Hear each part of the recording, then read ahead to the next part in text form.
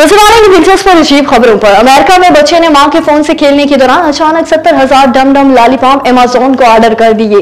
गैर मुल्की media report के मुताबिक लेक्सेंगटन की रिहायशी होली लाफरोज ने सोशल मीडिया पर कहा है कि वो अपनी दहलीज पर डम डम्स के 30 पैकेट देकर हैरान रह गई, जिनमें से एक में 2,340 लॉलीपॉप मौजूद थे। लयाम, जो दूसरी जमात में है, उन्होंने इतराफ किया कि इसने हफ्ते के आखिर में अपने फोन के साथ खेलते हुए ऑर्डर दिया था। और दुनिया का एक मुल्क ऐसा भी है जहां रिपोर्ट शेफ आने वाले ग्राहकों को खाना बनाकर पेश कर रहे हैं और रेस्टोरेंट चला रहे हैं। कैलिफोर्निया में एक नया रेस्टोरेंट खुला जहां बर्गर दस्तयाब है, मगर दिलचस्प बात यह है कि उन्हें बनाने का काम रोबोट शेफ इंजाम दे रहा है। रेस्टोरेंट की इंतजामिया का दावा है कि 30 सेकंड से भी कम वक्त में आपके टेबल पर गर्मा गर्म पहुंचा दिया जाता है।